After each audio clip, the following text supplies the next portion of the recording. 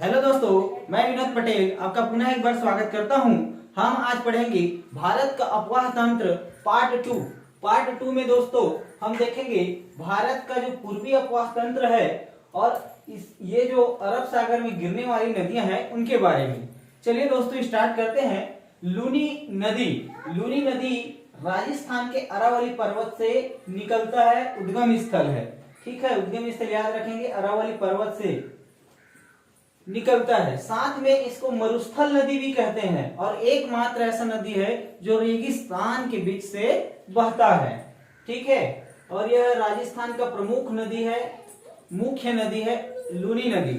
ठीक है दोस्तों, और ये कच्छ का रण, जो कच्छ का रेगिस्तान है, वहां जाकर विलुप्त हो जाता है। ठीक है, आगे है दोस्तों माही नदी विंध्याचल पर्वत मध्य प्रदेश से इसका उद्गम होता है।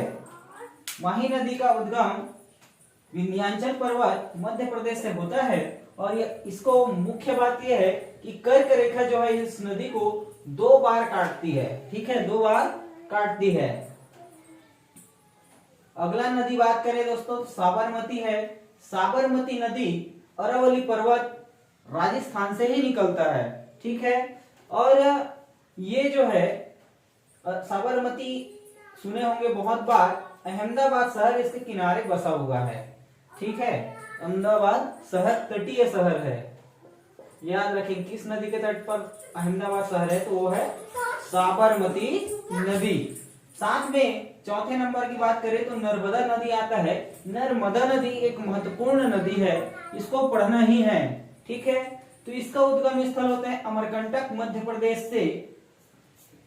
ज्यादातर लोगों को पता रहा होगा, नहीं पता तो आप देख लीजिए। नर्मदा नदी जो है अमरकंटक मध्य प्रदेश से निकलता है और इसकी कुल लंबाई जो है 1312 मीटर है। ठीक है, महत्वपूर्ण नदी है। गंगा, नर्मदा, गोदावरी, कृष्णा, कावेरी इस श्रेणियों की नदी है और यह ना एक महत्वपूर्ण नदी है।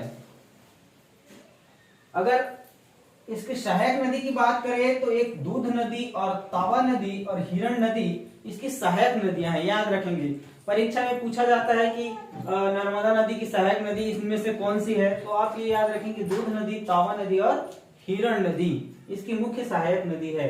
नर्मदा नदी की विशेषता की बात करें तो ये डेल्टा नहीं बनाता। ठीक है, डेल्टा नहीं बनाता, पूछा जाता है, डेल्टा नहीं बनाता है। ठीक है, दूसरी एक विशेष बात है, यह प्रायद्वीप से निकलने वाली तथा पश्चिम की ओर बहने वाली सबसे लंबी नदी है ना। जो बीच से है पश्चिम की ओर बहने वाली सबसे लंबी नदी है कौन सा? नर्मदा नदी। ठीक है, बहुत सारे इसमें परियोजना भी चल रहा है।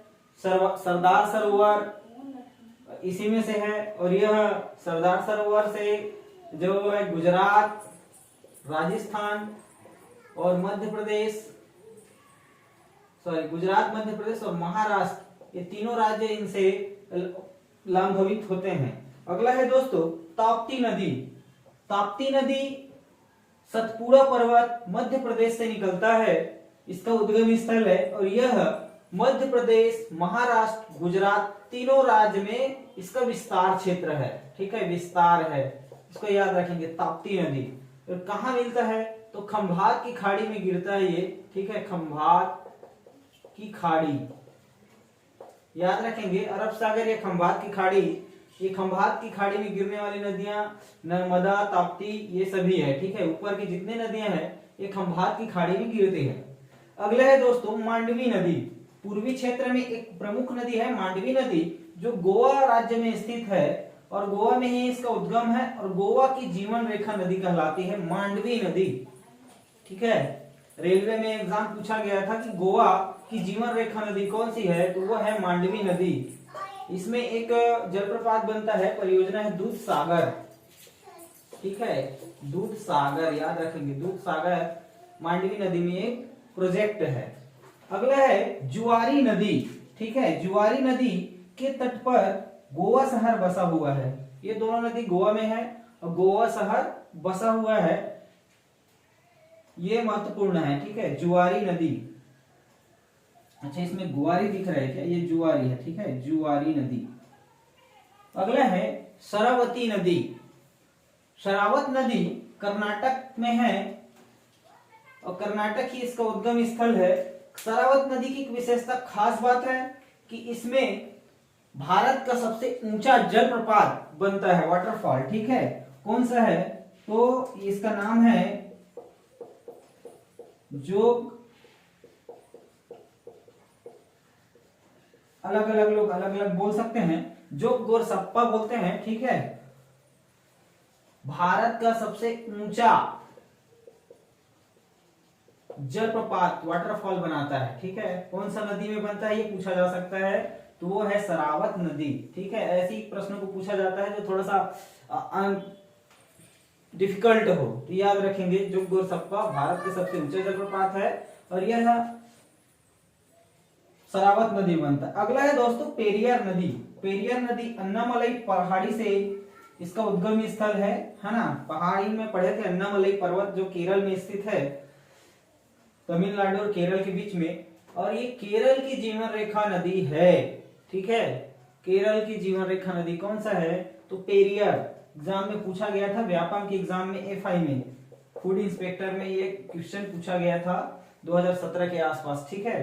तो याद रखेंगे पेरियार नदी। अब चलते हैं दोस्तों हम भारतीय प्रायद्वीपीय मध्य या दक्षिण दिशा की ओर, उधर की नदियों को समझते हैं।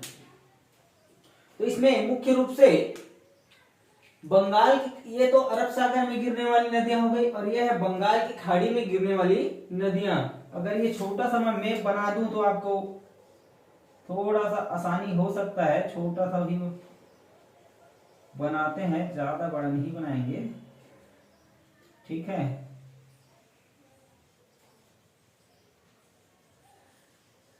ये छोटा सा मैप है, तो ये जो है ये इधर का भाग अरब सागर वाला है, ये अरब सागर है, इधर जो नदियां गिरती है वो, ठीक है, ये वाली नदियां हैं पूर्वी, और यहां से लेके यहां तक इधर जो है गिरने वाली नदियां हैं बंगाल की खाड़ी में, ठीक है, बे ऑफ बंगाल में,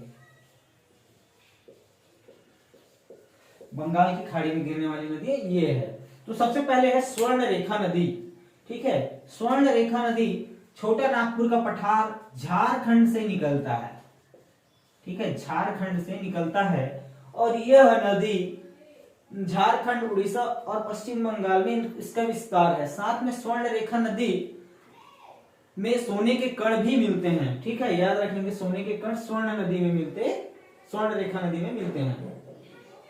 एक और प्रमुख नदी है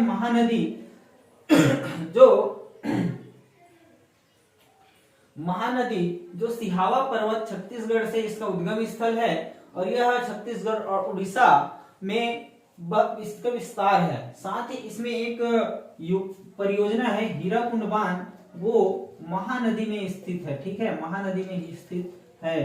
पंडित रविशंकर जलाशय भी इसी में स्थित है, महानदी में। तो ये भी परीक्षा के दृष्टिकोण से महत्वपूर्ण है। अगला है गोदावरी, जिसको दक्षिण का गंगा कहा जाता है, ठीक है, दक्षिण का गंगा, क्या बोलते हैं इसको? दक्षिण का गंगा, गोदावरी नदी को याद रखेंगे। परीक्षा में पूछा गया था दक्षिण की गंगा कौन सी है, तो वो है गोदावरी नदी।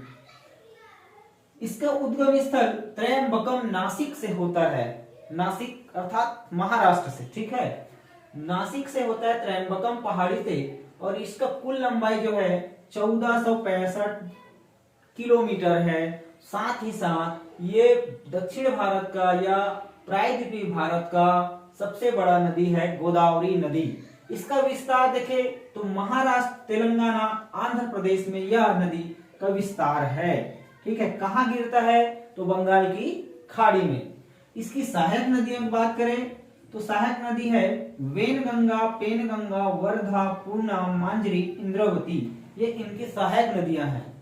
साथ ही साथ अगर गोदावरी नदी तट की बात करें तो गोदावरी नदी नागपुर, औरंगाबाद, राजमुंद्री तथा बालाघाट जैसे शहर इसके किनारे बसे हुए हैं। गोदावरी नदी में बहुत सारी परियोजना भी है, उसको हम नेक्स्ट चैप्टर में पढ़ेंगे कि क्या क्या परियोजना है। आगे अगर बात करें दोस्तों तो कृष्णा नदी एक महत्वपूर्ण नदी है दक्षिण भारत का। कृष्णा नदी का उद्गम भी महाराष्ट्र के महाबलेश्वर से होता है। ठीक है, महाबलेश्वर से होता है और इसका विस्तार है महाराष्ट्र, कर्नाटक, आंध्र प्रदेश। कृष्णा नदी, ठीक है, ये लगभग 1400 किलोमीटर लंबा है। 1400 किलोमीटर लंबा है। दूसरा सबसे बड़ा नदी है दक्षिण या प्रायद्वीपीय पठार का। सहायक नदी कौन कौन सी है? तो इसका सहायक नदी है तुंगभद्रा जो कर्नाटक से निकलता है, कोयना जो महाराष्ट्र में बहता है, मेसी, भीमा, घाटप्रभा, मालप्रभा, पंचगंगा, दूधगंगा, ये सभी सहायक नदी हैं। इसको याद करना पड़ेगा आपको, ठीक है, याद रखना पड़ेगा। एक बार और, तुंगभद्रा, कोयना, मेसी, भीमा, घाटप्रभा, मालप्रभा तथा पंचगंगा और दूधगंगा भी कृष्णा नदी की सहायक नदियां है। कहां से होता है? महाबलेश्वर से। तटीय शहर कौन कौन से हैं? तो इसमें आएगा हैदराबाद, मैसी, मूसी या मैसी बोलते हैं इसको, अलग अलग प्रोनाउंसिएशन हो सकता है, लेकिन जैसे ही आपको मेसी या मूसी मिले तो ये किस नदी के तट पर है? हैदराबाद। तो हैदराबाद है मेसी नदी के तट पर। सिकंदराबाद भी इसी नदी के तट पर स्थित है। याद रखेंगे, ये इंपॉर्टेंट है। इसका उद्गम स्थल, सहायक नदियां सभी इंपॉर्टेंट है। परीक्षा के दृष्टिकोण से कुछ भी पूछ सकता है एग्जामिनर, तो ये सब बातों को याद रखेंगे। साथ ही साथ अगला नदी है कावेरी नदी। कावेरी नदी दक्षिण भारत की गंगा कहलाती है। दक्षिण भारत, यहाँ अंतर है दोस्तों, दक्षिण का गंगा गोदावरी है, दक्षिण भारत की गंगा कावेरी है। ये नोटेबल पॉइंट है, शब्दों का फेर है।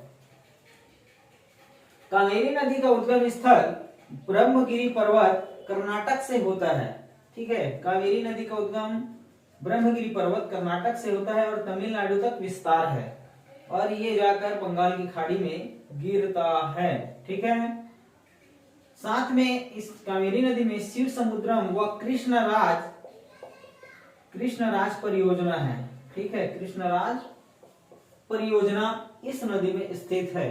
तो ये था दोस्तों भारत का अपवाह तंत्र पार्ट 2, जिसमें हम पूर्वी अपवाह तंत्र तथा प्रायद्वीपीय अपवाह तंत्र बंगाल की खाड़ी में गिरने वाली नदियों को जाना और समझा।